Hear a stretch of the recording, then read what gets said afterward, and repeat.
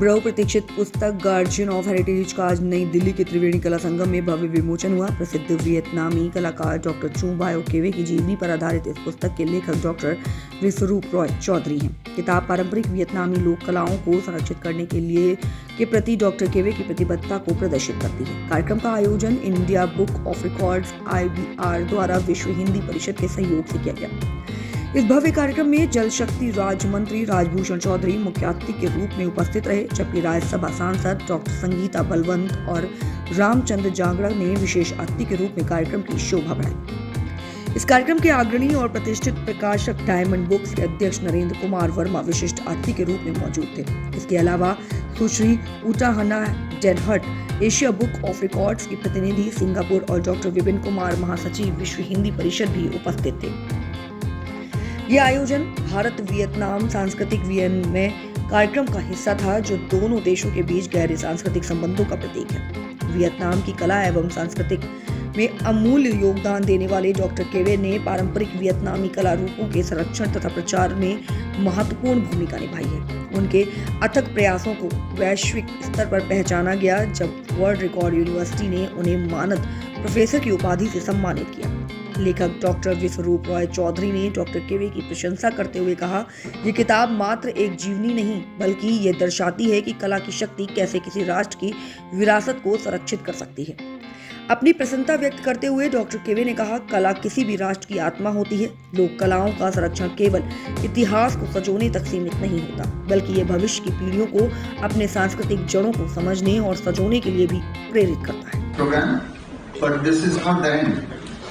This is going to be a beginning of a journey of new relationship between India and Vietnam, where together we'll explore our cultural heritage through the Guardian of Heritage.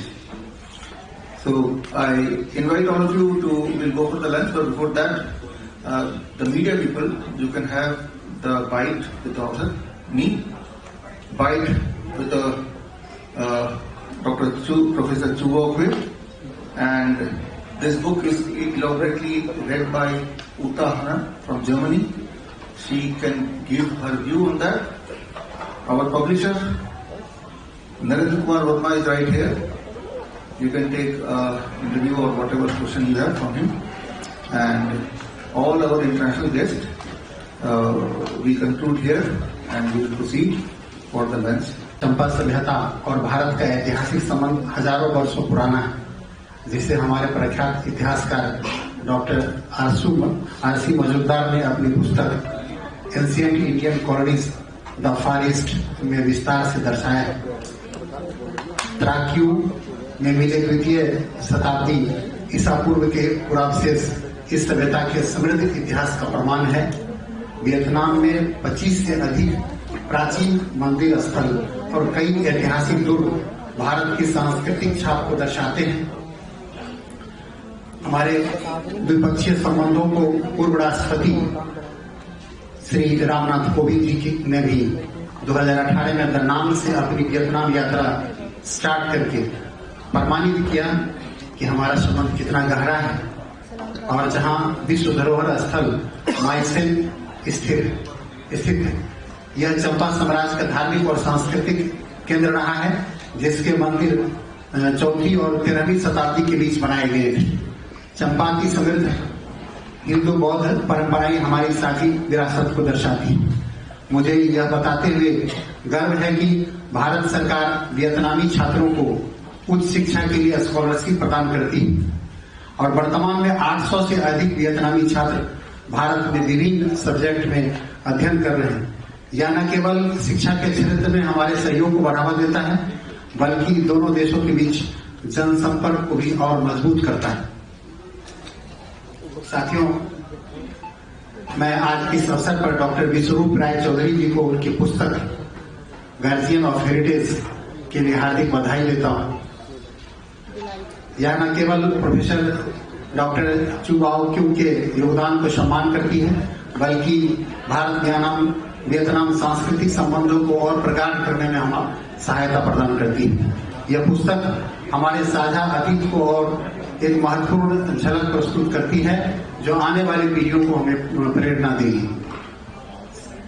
संस्कृति ही कूटनीति की आत्मा होती है और Bharat Vietnam का संबंध इस सत्य का उदाहरण है। भारत आसियान शिखर सम्मेलन में हमारे संबंधों को the shared values common destiny के रूप में परिभाषित किया गया था। हम सभी को मिलकर अपने साझा इतिहास को भविष्य में और मजबूत करने की आवश्यकता है। अंत में मैं विश्व हिंदी परिषद और इंडिया बुक ऑफ रिकॉर्ड्स को इस ऐतिहासिक आयोजन के लिए बधाई देता हूं और आशा करता हूं कि यह कार्यक्रम भारत और वियतनाम के संबंधों को और मजबूत करेगा और एक हमारी जो दोस्ती है उसके क्षेत्र में एक नया आयाम स्थापित करेगा। इतना ही कहते हुए आप सबको बहुत बहुत धन्यवाद। आप सब और एक दूसरे को समझने का जो एक प्रयास है, निश्चित रूप से ये ऐतिहासिक अवसर है और मुझे आपने ये सौभाग्य दिया इस महत्वपूर्ण कार्यक्रम में आने के लिए। मैं इसके लिए आपका आभारी हूँ। आज क्या हम भारत और वियतनाम की गहरी सांस्कृतिक जड़ों को और मजबूत करने के उद्देश्य से यहाँ एकत्रित हुए हैं। यह आयोजन केवल हमारी साझा विरासत का उत्सव नहीं है, बल्कि भविष्य में आपसी सहयोग और समृद्धि के लिए एक महत्वपूर्ण मंच भी